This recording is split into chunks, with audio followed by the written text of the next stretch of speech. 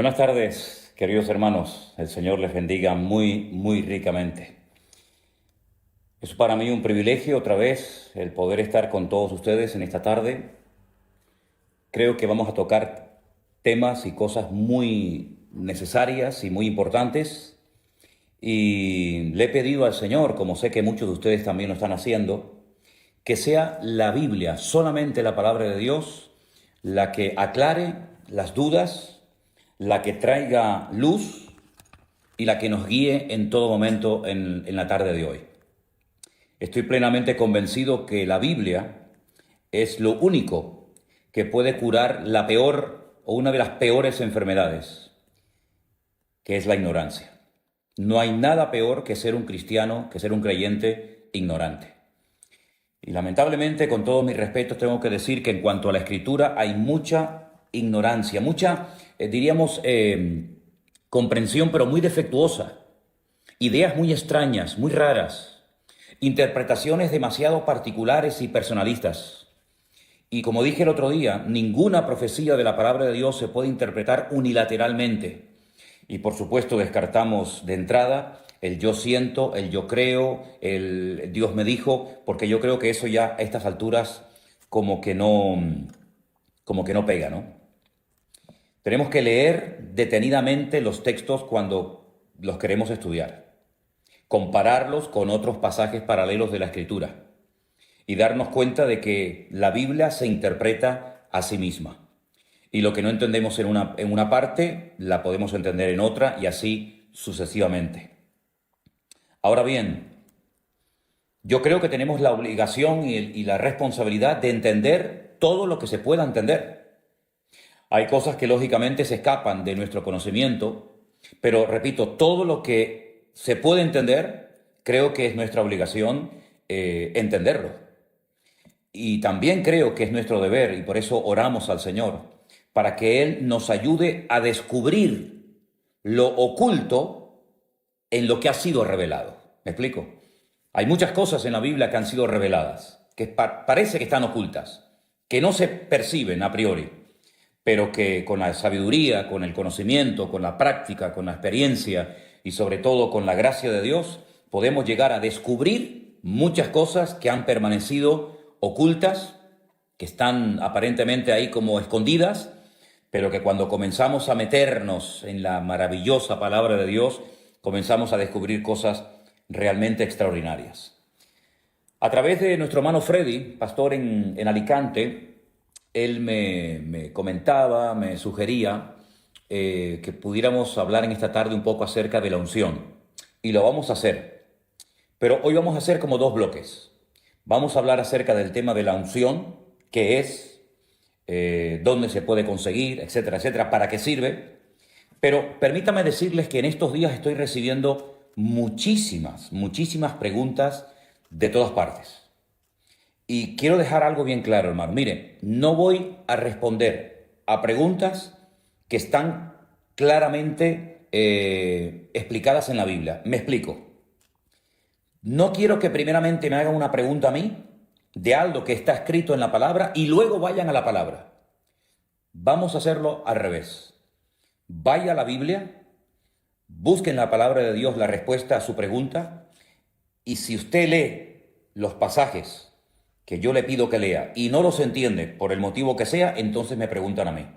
Pero no recurran primeramente a mí haciéndome preguntas sin haber ido previamente a la palabra. Primero hay que ir a la Biblia, primero hay que ir a la palabra de Dios y luego usted puede preguntar todo lo que quiera. Dicho de paso, también decirles que me han hecho preguntas, lo digo esto con todo mi respeto, muy extrañas. Hoy alguien me pedía que por favor explicara en qué consiste el pánico espiritual.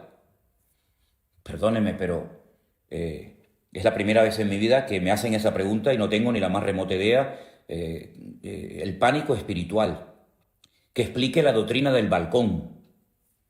No entiendo lo que es la doctrina del balcón. Está circulando un vídeo por la República Dominicana que varios pastores y varios apóstoles, volvemos otra vez al tema de los apóstoles, que tienen que buscar en las páginas de la Biblia, sobre todo en el libro del Génesis, un pelo, una pluma, una hoja o cualquier cosa, y con eso que usted encuentre metido entre las páginas de la Biblia, usted sabe que hay gente que dentro de las páginas de la Biblia tiene metido millones de cosas. Bueno, pues vaya al libro del Génesis, dicen estos personajes, y lo primero que encuentre en cualquier página del libro del Génesis, lo encuentra, se lo frota y ya automáticamente usted está sanada o, digamos, vacunada en contra del coronavirus. Sí, cosas realmente, permítame, increíbles, sinceramente tremendas, ¿no? Pero bueno, vamos a ir en serio ahora, vamos a ver. Yo quiero tener un primer bloque, una primera parte para estudiar o para por lo menos comentar lo que nos explica el profeta Ezequiel en dos capítulos de su libro. Concretamente el capítulo 38 y el capítulo 39 del libro de Ezequiel. Mucha gente me ha preguntado por estos personajes, por estas naciones que aquí se mencionan. Por ejemplo, en el capítulo 38 del libro de Ezequiel, en el versículo 5 y 6, se menciona a Persia, a Cus, a Fut, a Gomer, a Togarma, y algunos me preguntan, esas naciones que se mencionan aquí, esos países o esas ciudades, hoy en día, ¿a qué países corresponden? Bueno, vamos a empezar respondiendo a esta pregunta. Antiguamente, al actual país de Irán se le conocía como Persia. Usted sabe que los persas, junto con los medos, formaron un imperio que fueron el que derrotaron al imperio de los babilónicos, el rey Nabucodonosor. Los persas en la actualidad son los iraníes y los kurdos, que no tienen tierra, serían los medos, ¿vale? Así que ya tenemos explicada quién es Persia. Cus es Etiopía. Recuerden ustedes los cusitas. ¿Se acuerdan ustedes que había un problema porque Moisés estaba casado con una mujer cusita, con una mujer de color? Era de Etiopía. También se menciona a Fut. Fut en la Biblia es el país de Libia, ese país que está desarmado desde que murió Gaddafi. Es un país que está en constante guerra civil, pelean todos contra todos, pues Fut es Libia. Gomer, en el versículo 6, Gomer y todas sus tropas son exrepúblicas soviéticas. Y Togarma es la parte sur de Rusia. Ahora, cada vez, y si no al tiempo y lo veréis, cada vez se va a ir hablando más de Rusia, de China, de algunos países árabes y también, como no, de Europa. En las profecías de la Biblia, las que aparecen en el libro de Ezequiel, en el libro de Daniel y otros libros, yo por lo menos no veo por ninguna parte a Estados Unidos.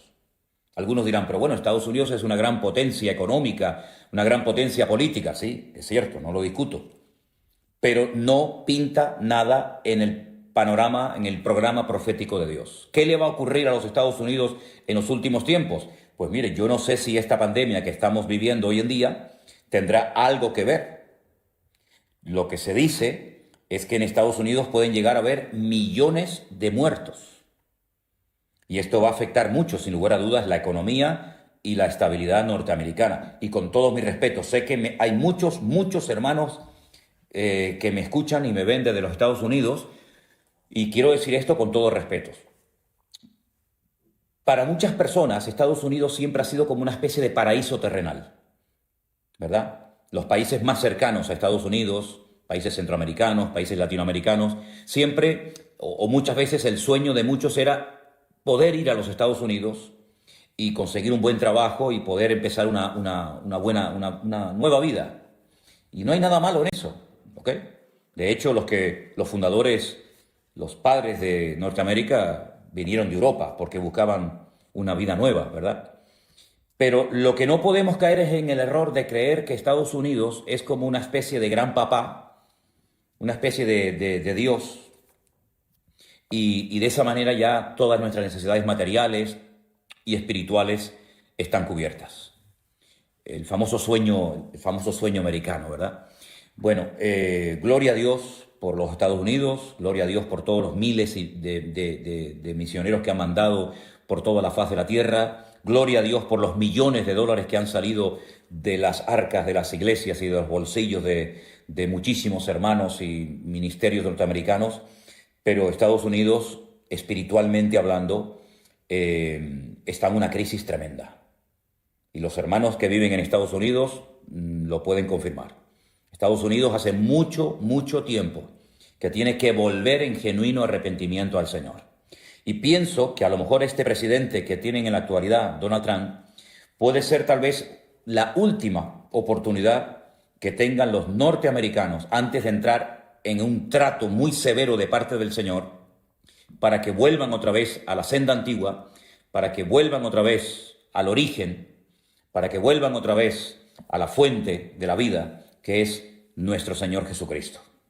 Entonces, el Estados Unidos no aparece en el programa profético de Dios, pero Rusia sí, y China también, y los países árabes también, y Europa también. Y por eso cada vez vamos a oír más de Rusia. Cada vez los chinos, por un motivo o por otro, cada vez se va a hablar más de ellos. Y de Europa, la pobre Europa, la pobre víctima que no sabe dónde meterse, no sabe hacia qué lado inclinarse. Esa Europa que tiene nombre de mitología griega, que todavía no sabe cuál es su identidad, si tiene que abrirse a todas las religiones, si tiene que volver al cristianismo, si tiene que ponerse del lado de unos países o ponerse al lado de otros países. Bueno, pues en esos 4 grupos, ahí se mueve prácticamente todo lo que va a ser el futuro. Y lógicamente, no podía ser de otra manera, Israel, ¿verdad? Entonces, repito, Rusia, China, Europa y algunos países árabes, cada vez se va a hablar más de ellos. No me malinterpreten con lo que voy a decir a continuación. Aunque es una realidad este tema famoso del coronavirus, y aunque es un hecho de que hay miles de personas que están muriendo en todas partes del mundo por este tema, que esto no sea algo que nuble nuestra visión espiritual, por favor. Que esto no nos despiste, porque hay profecías que para que se cumplan tienen que darse situaciones muy, muy parecidas a las que estamos viviendo en este tiempo. Digamos que este sería el caldo de cultivo o el inicio, el comienzo de un proceso que ya no va a dar marcha atrás. Es una especie como de cuenta regresiva. Y esta pandemia va a traer muertes, esta pandemia va a traer crisis económica, esta pandemia, este virus va a traer paro, va a traer un desequilibrio en las naciones, y este va a ser el caldo de cultivo para que muchas naciones, para que muchas superpotencias, Rusia, China, etcétera, pues intenten posicionarse y repartirse luego el pastel, porque esto va a terminar, evidentemente. Esto del coronavirus no va a ser para siempre, no va a ser algo eterno, pero este es el preludio, este es el prefacio, esta es la introducción a algo que viene de una forma terrible, y Rusia va a comenzar a posicionarse en la geopolítica mundial, y los chinos también, etcétera, etcétera. Es interesante notar que mientras ahora toda Europa o muchas partes del mundo están asustadas y están buscando mascarillas y respiradores por todas partes del mundo, ahora es China la que ofrece ayuda, la que manda médicos a Italia, la que manda aviones por aquí, la que manda aviones por allá, y también Rusia también está ahora como una especie de Papá Noel, una especie de niño bueno repartiendo ayuda por todas partes del mundo. Ojo, porque todo esto es el principio de dolores. Y hay un nombre en la Biblia, en el libro de Ezequiel, capítulo 38 y 39, que es el nombre God. God. God es un nombre simbólico. No es el nombre de una persona, pero en cierto sentido podríamos decir que ese inicuo, ese hijo de pecado, ese cuerno pequeño del cual nos habla Daniel, o ese anticristo del cual nos habla el apóstol Juan, es este personaje llamado God. Ahora, si os dais cuenta, hay un rey en la historia de Israel cuyo nombre empieza por la misma letra que por la que termina. ¿Saben cuál es, verdad? ¿Cuál es el rey de Israel que empieza por la misma letra su nombre y termina, que empieza por una letra y termina por la misma letra? El rey David. David en hebreo son 3 letras, Dalet, Vat, Dalet. Y ahí hay un mensaje, ahí hay algo muy importante. Es decir, no es una persona, digamos, fluctuante, que es una cosa ahora y una cosa más tarde. Fíjense qué nombre le da la Biblia a este perverso, a este inicuo, a este hombre de pecado, a este hijo de perdición, como lo denomina Pablo en una de sus cartas a la iglesia de Tesalónica. A este personaje se le conoce en el Antiguo Testamento como God. Y los judíos en Israel, en el judaísmo, se conoce a God como un hombre malo, al que nosotros denominaríamos o llamamos el anticristo. Y fíjense que su nombre empieza por la letra Gimel, la G en español, y termina por la misma letra, God, G-O-G. Es como una especie de imitación de todo lo que Dios, de todo lo que el Señor ha estado haciendo a lo largo de la historia. Es la última oportunidad que Satanás tendrá para poder alcanzar sus objetivos. Ahora, Satanás, por primera vez en toda la historia de la humanidad, va a ir en contra de su esencia. Porque el Señor Jesucristo dijo que Satanás es un ladrón que viene a hurtar, a matar y a destruir. Pero por primera vez en la historia, un instrumento tremendamente usado por Satanás, como va a ser este God o este anticristo, va a ofrecer algo que Satanás no puede ofrecer porque va en contra de su esencia. ¿Y saben lo que es? Paz y seguridad. Satanás, desde el día que se rebeló contra su creador, no ha tenido ni un día de paz. Es un ser atormentado, es un ser amargado, es un ser errante, no tiene amigos, no tiene familia, no tiene nada a lo que agarrarse.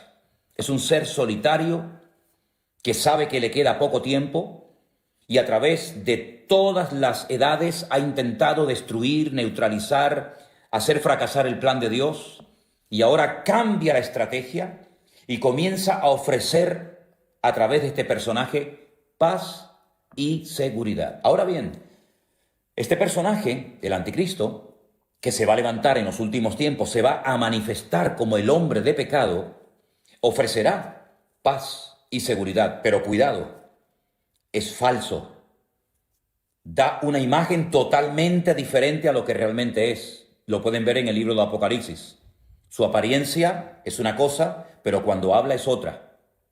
Entonces es muy importante ver los animales de los cuales se habla en el libro de Daniel, y nos dice la Biblia que es como un león, que es como un oso, que es como un leopardo. Es una mezcla de esos imperios que nos han precedido en el pasado, pero lo que va a hacer a los 3 años y medio de su reinado, de su gobierno, va a ser una traición.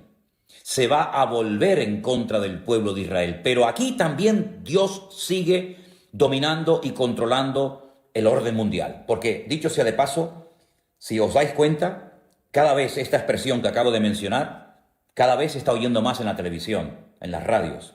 El nuevo orden mundial, el nuevo orden mundial. Todo va a cambiar. La geopolítica, la economía, etcétera. Bueno, pues esto del nuevo orden mundial no es nuevo, por lo menos para nosotros los estudiantes de la Biblia, los que creemos en el Señor. ¿Por qué? Porque evidentemente viene un nuevo orden mundial.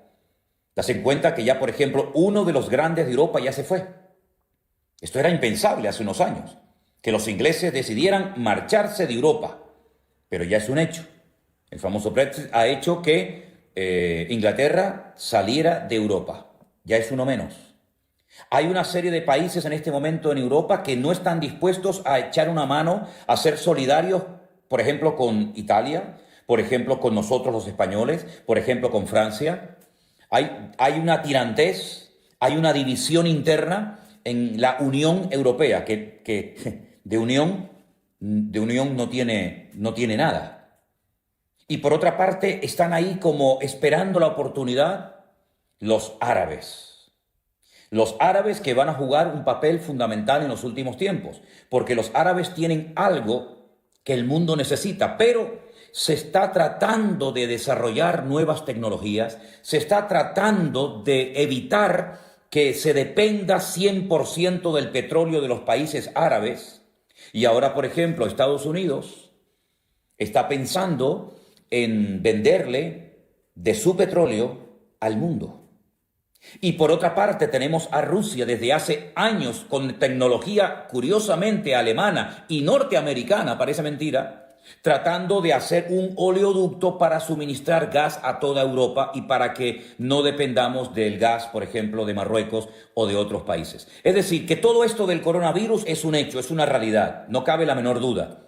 Pero también no nos olvidemos, hermanos, siervos de Dios, Iglesia de Jesucristo, no nos olvidemos que detrás de esta cortina de humo, detrás de este hecho del coronavirus, se están dando movimientos entre bambalinas que van a cambiar el rumbo de la historia de la humanidad, pero no les quepa a ustedes la menor duda.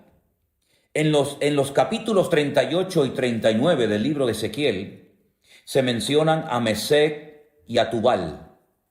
Sería muy bueno que ustedes anotaran esta cita, Génesis capítulo 10.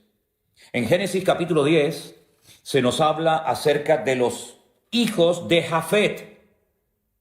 Yo no tengo tiempo para explicar todo esto ahora, pero cuando Noé salió del arca, sus tres hijos, Sem, Can y Jafet, se extendieron por todas las naciones de la tierra y todas las naciones tienen su origen en Sem, en Can o en Jafet.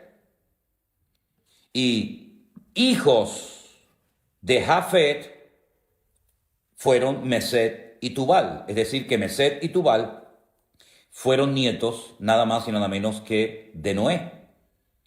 Y estos hijos de Jafet, estos nietos de Noé, sería muy interesante que ustedes vieran dónde se ubicaron, dónde comenzaron a reproducirse, qué países del mundo comenzaron a poblar, de tal manera que de esas regiones en los últimos tiempos se levantarán ejércitos tremendamente poderosos y armados hasta los dientes y que van a ser llevados, escuche bien esto, van a ser llevados por Dios hasta Israel para que allí conozcan el poder de Dios. Es decir, Dios nunca ha perdido el control de las naciones ni del mundo. Dios es soberano. Y Dios sabe cuándo y cómo y dónde mover a los líderes, a las naciones, a los ejércitos, etcétera, etcétera. Y es Dios el que lleva a Gog hasta la tierra de Israel y dice que allí es donde muere. Permítame leerles Ezequiel capítulo 39, versículo 11, para los que tienen su Biblia abierta. En aquel tiempo yo daré a Gog lugar para sepultura. Allí, en Israel, allí es donde será enterrado Gog, en el valle de los que pasan al oriente, al mar, y dice que en aquel lugar enterrarán a Gog y a toda la multitud que viene con él, y aquel lugar será llamado el valle de la multitud de Gog. Es muy interesante que aún esta batalla, esta famosa batalla de Armagedón, aún no se ha llevado a cabo. Y ya el Señor nos dice de antemano a través del profeta Ezequiel dónde va a ser enterrado Gog. Una vez hablando con unos rabinos en Jerusalén salió este tema, el tema de Gog, de Magog, de Mesec, de Tubal, porque Magog es la tierra, ¿vale? Magog es la tierra sobre la cual reina Gog, ¿bien? Y Mesec y Tubal son, digamos, regiones satélites, antiguas hijas de la Unión Soviética que se volverán a unir en los últimos tiempos y, capitaneados por Rusia y por otros ejércitos, atacarán al pueblo de Israel desde el norte, dice la Biblia. El peor enemigo de Israel está en el norte. Cojan un mapa cuando puedan y tracen una línea recta desde Jerusalén hacia arriba y van a llegar derecho a Moscú. En línea recta, sin desviarse ni a derecha ni a izquierda, de Jerusalén hacia arriba, cruzan todo lo que son los altos del Golán, atraviesan Siria, pasan por Turquía y a continuación arriba, directamente, justo al norte. Moscú, la capital de Rusia.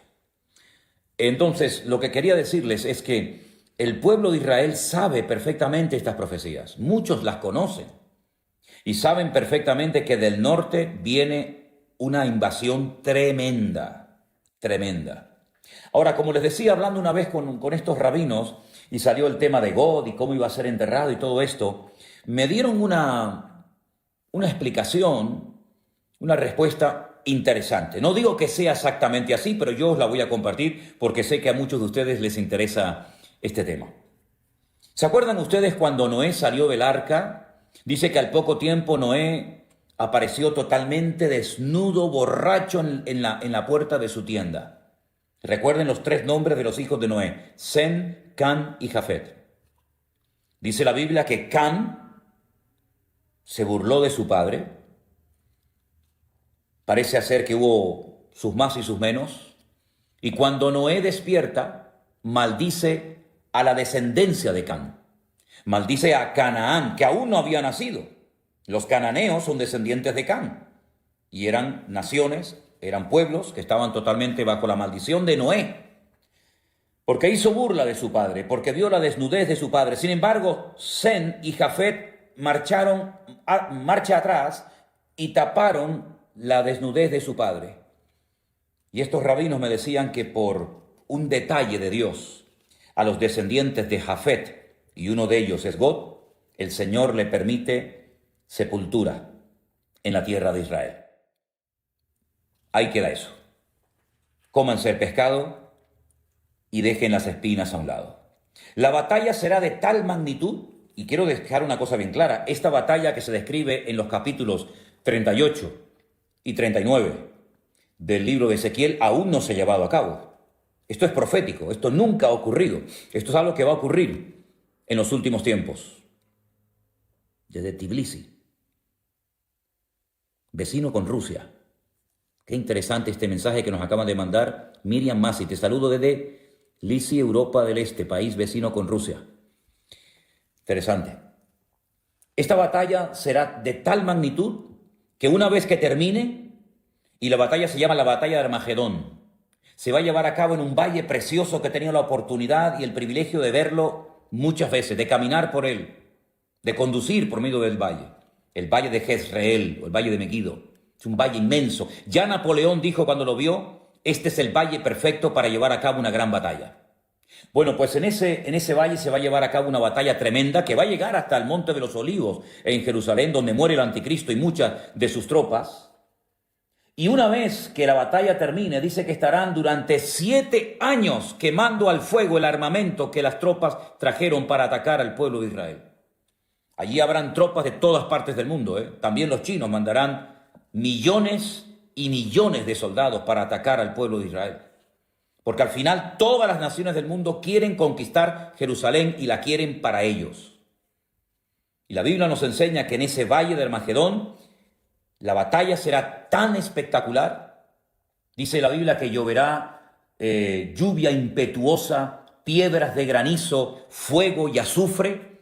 Apocalipsis dice que serán del peso de un talento, 45 kilos. Probablemente está haciendo referencias a bombas, vete tú a saber. Y la Biblia nos enseña que durante 7 años después de la batalla de Armagedón estarán quemando el armamento de todas aquellas personas que vinieron a pelear contra Israel. 7 años. Pero en el versículo 12 dice, y la casa de Israel los estará enterrando por 7 meses para limpiar la tierra. Fíjense la cantidad de millones de personas que mueren, que estarán 7 meses enterrando muertos. ¿Se acuerdan ustedes esas imágenes terribles que están en blanco y negro, que nos recuerdan la liberación de los campos de concentración de Europa por las fuerzas aliadas? Cómo se veían unos bulldozers, cómo se veían unos tractores enormes arrastrando multitudes y multitudes de cadáveres para echarlos en fosas comunes. Miles y miles de judíos que fueron enterrados como si fueran animales, sin ningún respeto, sin ningún honor, que fueron enterrados multitudes. Pues durante 7 meses, y la Biblia no miente, la Biblia dice la verdad, durante 7 meses estarán enterrando los cadáveres de los soldados que fueron a pelear contra el pueblo de Israel, porque en esa batalla todas las naciones de la tierra sabrán que el Dios Todopoderoso es el Dios de Abraham, el Dios de Isaac y el Dios de Jacob. Los enterrarán todo el pueblo de la tierra y será para ellos célebre ese día. Tomarán hombres a jornal, versículo 14, para que vayan por todo el país para enterrar a los que queden sobre la faz de la tierra, para limpiarla, y al fin de 7 meses se hará el reconocimiento. Pasarán los que irán por el país, y el que vea huesos de algún hombre pondrá junto a ellos una señal para que entierren los sepultureros en el valle de Amón-Gad. Esta sería una tercera guerra mundial terrible, brutal. Y les digo algo más. Estamos viendo cómo todas las naciones de la tierra están siendo afectadas, están siendo atacadas por un enemigo invisible, por un pequeño virus que mata. Pues miren lo que dice el capítulo 14 del profeta Isaías. Capítulo 14 del profeta Isaías. Dice, esta será la plaga. Qué curioso, ¿eh? Estamos en medio de una plaga. Pero es que hay otra plaga en el futuro, diferente a la que estamos viviendo ahora. Y esto es simplemente, como dije el otro día, un pequeño botón de muestra, un anticipo, un prefacio de lo que viene. Esta será la plaga con la que Dios herirá a todos los pueblos, habla en plural, que pelearon contra Jerusalén. Escuchen, la carne de ellos se corromperá estando ellos sobre sus pies, y se consumirán en las cuencas sus ojos, y la lengua se les deshará en su boca. Zacarías capítulo 14, verso 12, versículo 13. Y acontecerá en aquel día que habrá entre ellos gran pánico enviado por el Señor. Trabará cada uno de la mano a su compañero y levantará su mano contra la mano de su compañero. Se matarán entre ellos, van a pelear contra Jerusalén, van a querer destruir a Israel y al final se terminan matando y peleando entre ellos. Y no es la primera vez que esto pasa, porque en el Antiguo Testamento, en la Tanaj, sabéis perfectamente que esto ya pasó en otras ocasiones. Todos los que sobrevivan de las naciones tendrán que venir a Jerusalén cada año para adorar al Rey, al Señor de los ejércitos, y a celebrar la fiesta de los tabernáculos. Pero fíjense cómo esta plaga afectará tanto a bestias como a seres humanos y morirán millones y millones de personas. 7 meses enterrando cadáveres, 7 meses enterrando muertos. Todo esto lo pueden leer ustedes en Zacarías capítulo 14, en Ezequiel capítulo 38 y capítulo 39. Pero para terminar este bloque, permítame llevarles al libro del Apocalipsis, último libro de la Biblia, al capítulo 20. Ha habido una gran batalla, la batalla de Armagedón, una batalla donde han muerto millones de seres humanos. El Señor viene, establece su reino en Jerusalén por 1000 años, y después de los 1000 años, Satanás, que ha estado durante todo este tiempo atado, privado de libertad, sin poder hacer absolutamente nada, pues dice en el capítulo 20, que habla acerca del tema del milenio, en el versículo 7, cuando los 1000 años se cumplan, Satanás será suelto de su prisión y saldrá a engañar a las naciones que están en los 4 ángulos de la tierra. Y otra vez menciona a Gog, a Magog, a fin de reunirlos para la batalla, el número de los cuales es como la arena del mar. Es decir, no han aprendido la lección. El hombre no termina de aprender del pasado, vuelve siempre a cometer los mismos errores. Han visto una batalla tremenda donde han muerto millones y millones de seres humanos, donde han estado 7 años quemando al fuego el armamento, donde han estado meses enterrando cadáveres, donde la sangre dice que ha llegado hasta la altura de los frenos de los caballos, por poner un ejemplo. Terrible. Ríos de sangre Es como un lagar donde Dios derrama su ira contra las naciones que vienen a atacar a Israel. Comienza el milenio, está el Señor Jesucristo, subimos a Jerusalén a adorarle, estamos allí con Él, vemos su gloria, vemos su imperio, vemos su dominio y su autoridad, sueltan al diablo y vuelven otra vez a juntarse las naciones para atacar otra vez al campamento de Dios. El hombre no termina de aprender. Aprenderán las naciones, aprenderán estos políticos que tenemos, las lecciones que nos está dando la historia, el mensaje que le está transmitiendo Dios a la humanidad a través de esta pandemia. En fin, ustedes saben perfectamente la respuesta. Pasamos a otro tema. La unción. ¿Qué es la unción?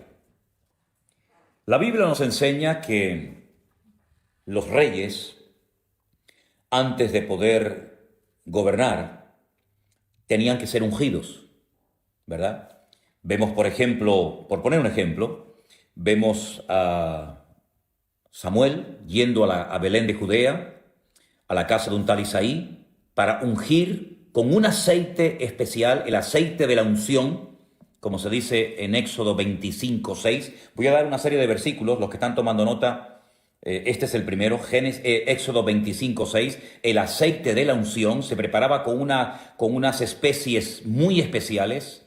El aceite de la unción no se podía utilizar para otras cosas más que para ungir, ¿vale? Y allí en el libro de Éxodo, capítulo 25:6, se habla del aceite de la unción, y también en el libro de Levítico se nos dice un poco de su elaboración, de cómo se preparaba. Vemos en el libro de los Salmos, yo voy a dar el versículo y no puedo leer todos los textos porque si no esto sería interminable.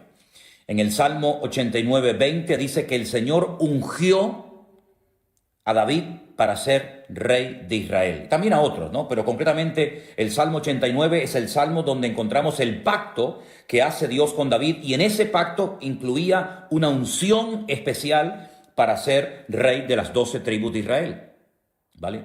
La palabra Mashiach, ungido, no es un nombre propio, como puede ser Antonio, Tomás, Santiago, Ricardo, Alberto, Manuel, sino que es un título, más que un título, es algo que se hacía sobre las personas, sobre algunos objetos, para consagrarlos para un servicio especial.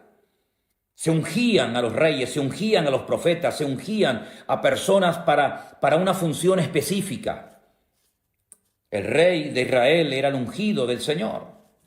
Ahora, esa unción, ese respaldo divino que se representaba derramando un aceite que se preparaba especialmente sobre la cabeza, sobre las vestiduras. Por ejemplo, en el Salmo 133 nos habla de la unción que se derramó sobre Aarón como sumo sacerdote en el tiempo de Moisés en el desierto, en el tabernáculo, ¿verdad?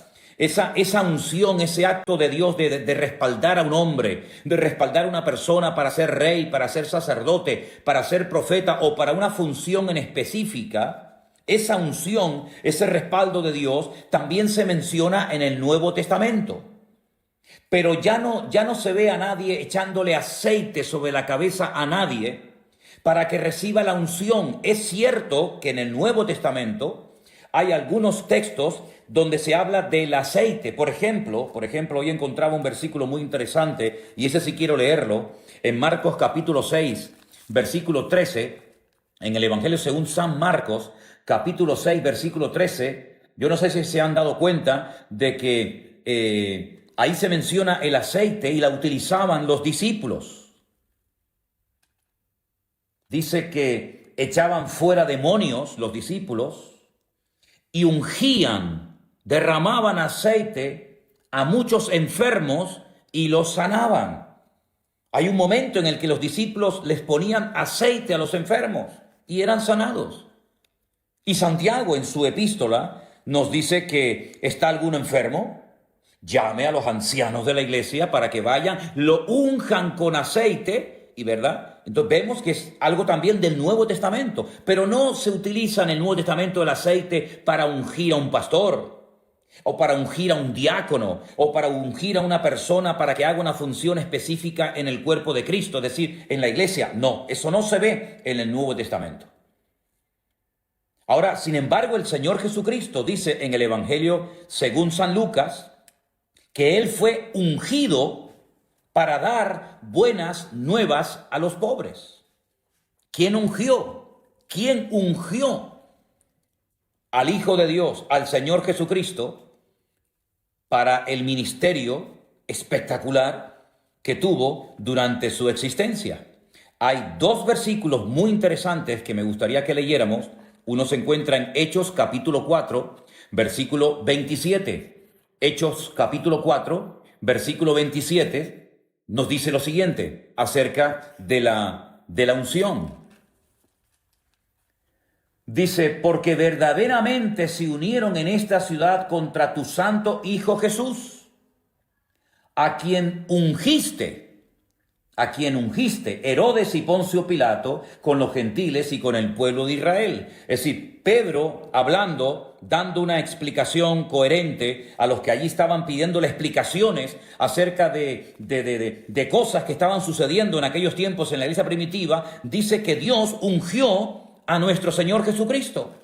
También en el mismo libro, pero en el capítulo 10, Hechos capítulo 10, versículo 38, dice, y cómo Dios ungió con el Espíritu Santo y con poder a Jesús de Nazaret, y cómo éste anduvo haciendo bienes y sanando a todos los oprimidos por el diablo, porque Dios estaba con él.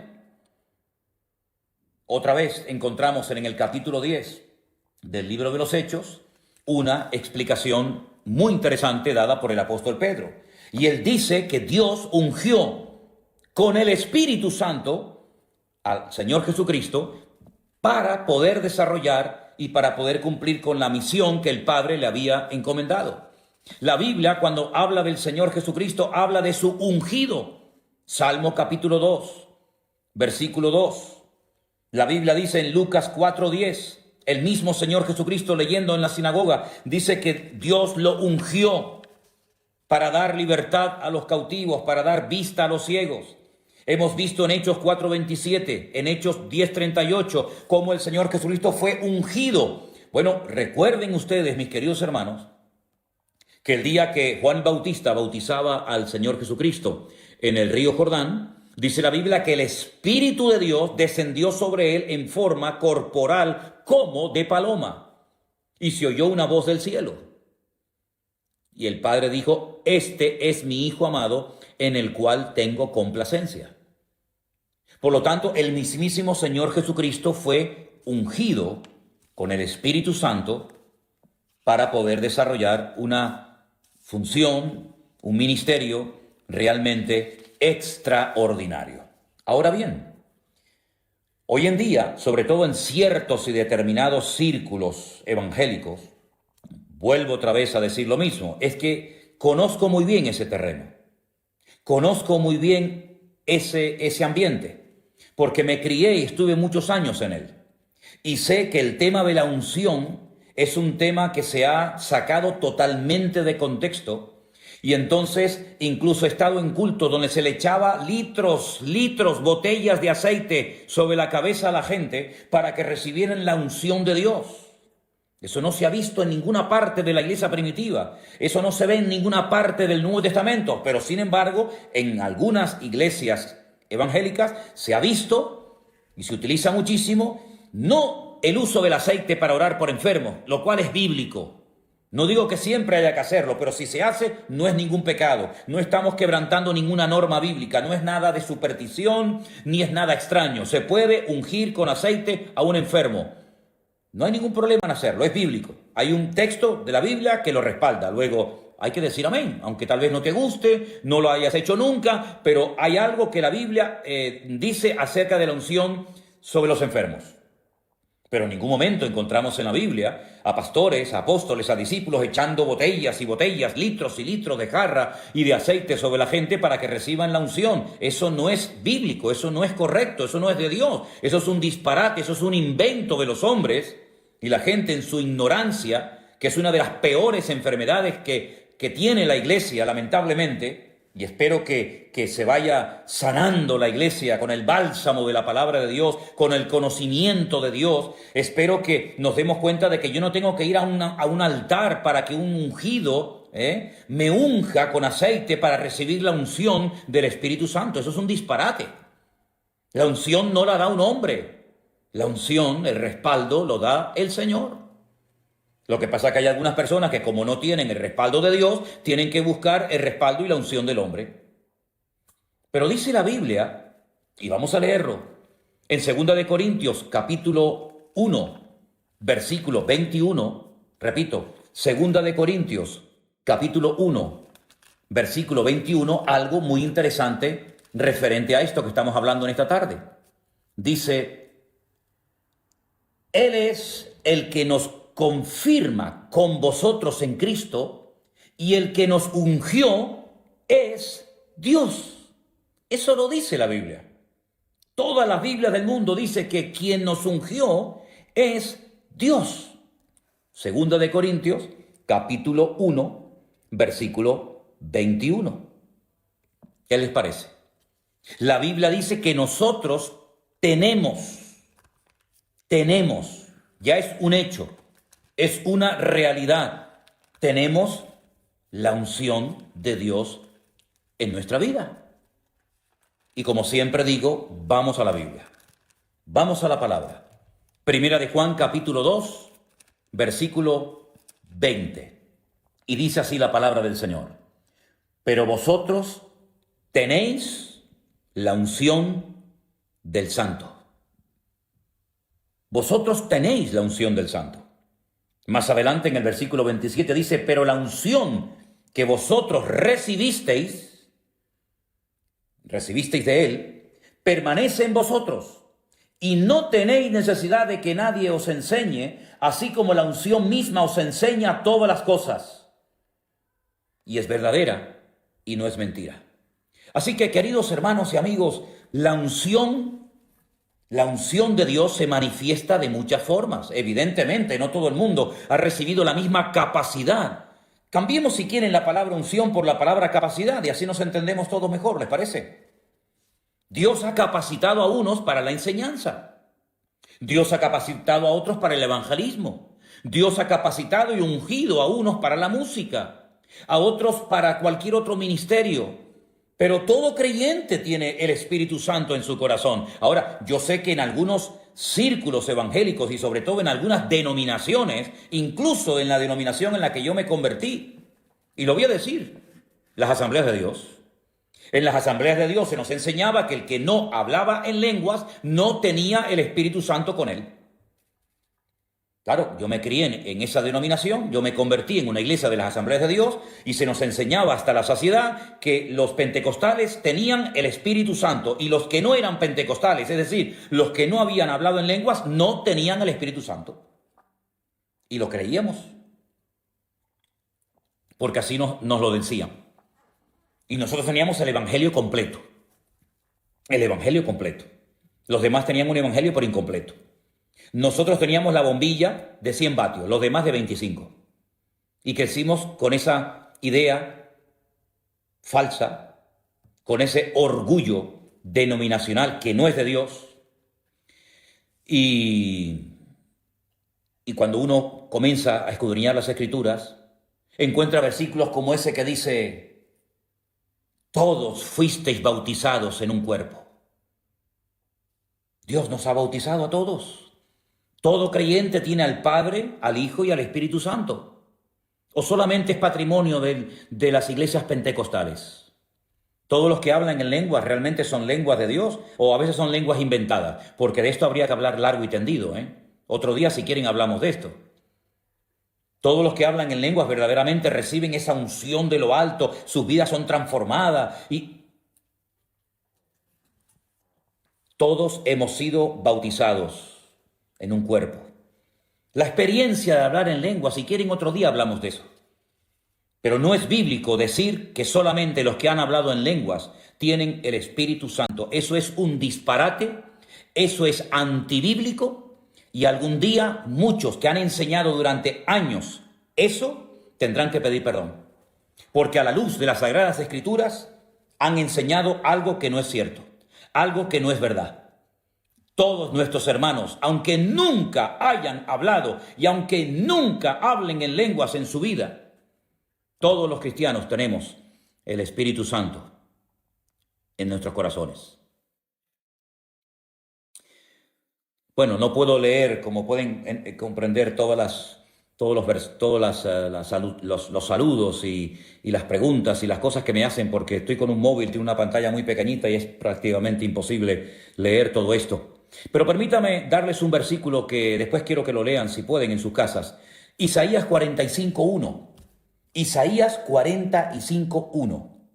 Miren, un hombre que no era cristiano, que no fue bautizado en agua, que no era pentecostal, que nunca leyó el Nuevo Testamento, que no dio diezmos ni ofrendas, un hombre que yo sepa que no habló ni en lenguas, ni interpretó, ni nada que ver, el Señor lo llama mi ungido. Estoy hablando de Ciro, un hombre que Dios capacitó, un hombre que Dios ungió para que fuera un instrumento tremendamente poderoso en las manos del Señor, para que trajera bendición al pueblo de Israel. Mi ungido, al que yo he capacitado, al que yo he dotado, al que yo he escogido, al que yo he apartado, para que sea mi ungido. También hay en la Biblia, en el libro de los Salmos, un versículo muy bonito, Salmo 105, versículo 15, Salmo 105, versículo 15, donde habla de mis ungidos. Y ahí entramos todos los creyentes. Ahí entra todo el pueblo de Dios. Somos los ungidos del Señor. Los Meshijí, somos los ungidos. También la Biblia nos habla de dos ungidos, que en Zacarías 4, versículo 14, son lo que en Apocalipsis se les llama los dos testigos, pero que Zacarías lo llama los dos ungidos. Hay un libro de un pastor español donde él dice el nombre de estos dos ungidos. Ha tenido una revelación sobrenatural. Nadie sabe, ni siquiera los autores de la Biblia, ni Juan, ni Pablo, ni Santiago, ni Tomás, nadie sabe en la Biblia quiénes eran, cómo se llamaban estos dos ungidos, pero en ese libro que yo tengo en mi casa dice, los dos ungidos son fulanito y menganito. Punto. Interesante, ¿no? Por supuesto. Bueno, y también quiero leerles un versículo muy bonito del Evangelio de Lucas, capítulo 2, el versículo 26, donde hay unas palabras muy bonitas para que veáis una vez más cómo el ungido por antonomasia, el ungido de Dios, en singular, fue sin lugar a dudas el Señor Jesucristo.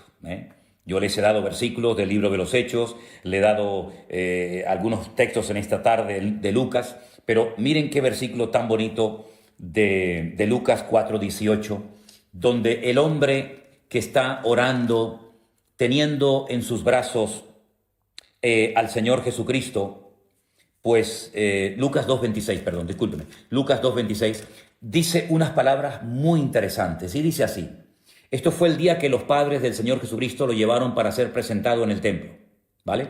Y entonces dice en el versículo 26, le había sido revelado por el Espíritu Santo a este hombre, a Simeón, le había sido revelado por el Espíritu Santo que estaba sobre él, que no vería la muerte antes que viese al ungido del Señor.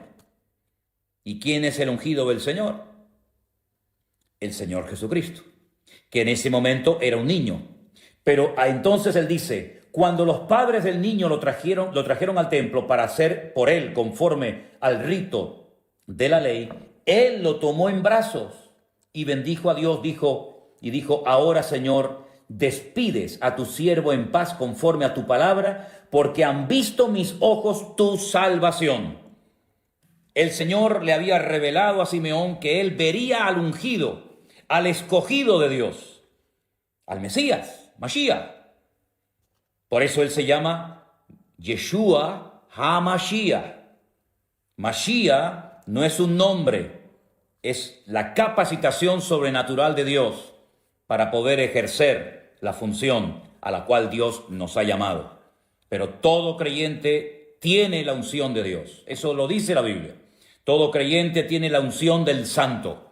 Todo creyente tiene al Espíritu Santo morando en su corazón. Así que vamos a ponernos ya los pantalones largos, vamos a dejar de ser niños fluctuantes y niños ignorantes y vamos a dejar de ir a un lugar para que me unjan. Y vamos a dejar de pasar al frente de la plataforma para que el pastor me ponga las manos y me transmita su unción. Pero ¿en qué país vivimos? Vamos a ser serios, vamos a ser ya maduros. Una vez fui a una congregación, bueno, en varias ocasiones me ha pasado, pero recuerdo una aquí en Tenerife, un día en una reunión se me acercaba un hombre y no hacía más que acercarse a mí y me le quedé mirando y le dije, ¿qué le pasa? ¿Usted qué quiere? Y me dice, es que yo quiero que me traspases tu unción. ¿Qué cosa es esa? Claro, es que se van al Antiguo Testamento y ven cómo Eliseo le pidió al profeta Elías la doble unción que vino sobre él. Sí, pero no fue porque tocó un botón. Lean todo el proceso, lean sobre todo los lugares a los que llevó el profeta Elías a Eliseo antes de recibir la unción. Y le dijo, lo que estás pidiendo es algo muy difícil de conseguir.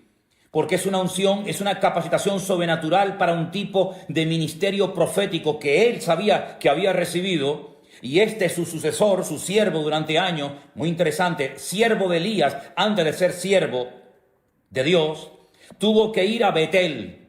¿Qué aprendió? ¿Qué vio en Betel, hermanos? Tuvo que ir a Gilgal. ¿Por qué lo llevó a Gilgal?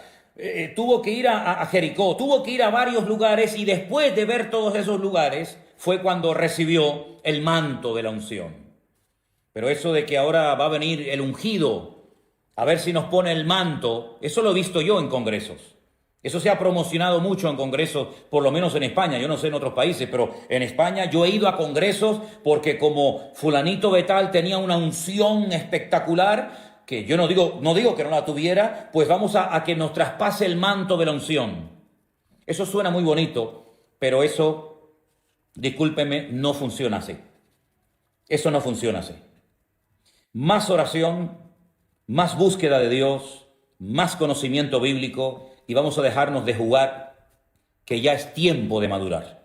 Ya es tiempo de ir hacia adelante y agradar a Dios, buscar más en Dios. Si hubiéramos buscado más en el Señor lo que tantos han buscado en el hombre, pues otro gallo cantaría. A ver, ni pasar por el talib. No, claro, por supuesto. Vamos a ver, hermanos, en el libro del pastor sacó conocimiento de la Biblia muchas horas. Bueno, créanme que me resulta imposible leer todos los mensajes porque entran tan rápido uno detrás de otro que ya después lo leeré con detenimiento. Hermanos, vamos a terminar este tiempo con oración. Hemos tenido hoy como 2 bloques separados, hemos hablado de 2 temas diferentes. Hemos hablado de Gog, Magog, Mesec, Tubal. Hemos hablado de los capítulos 38 y 39 de Ezequiel.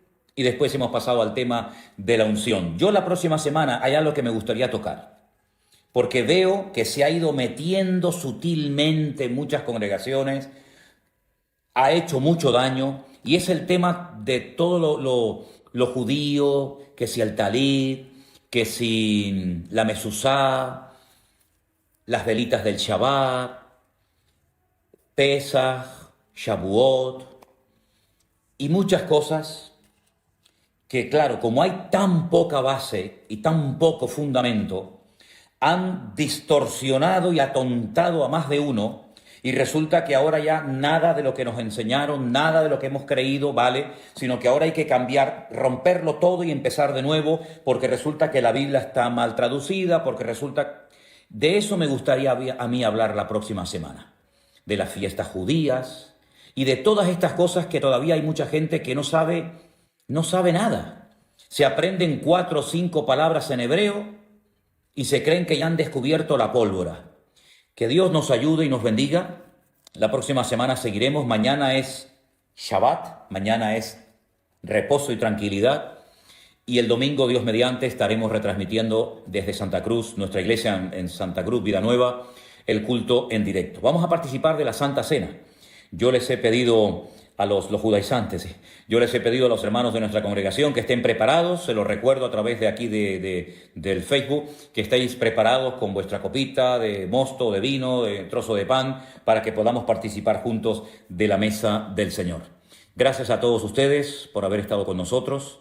Gracias de todo corazón a las personas que están colaborando de una manera desinteresada para sostener el ministerio, para sostener la obra. Que Dios les bendiga. A todos les mando un gran saludo. Ahora, después de cortar esta emisión, estaré leyendo y leyendo y leyendo y leyendo la cantidad de mensajes que ustedes me han mandado, porque han sido muchísimos. Espero poder leerlos todos. Sigan orando por nosotros, como nosotros estamos orando por ustedes.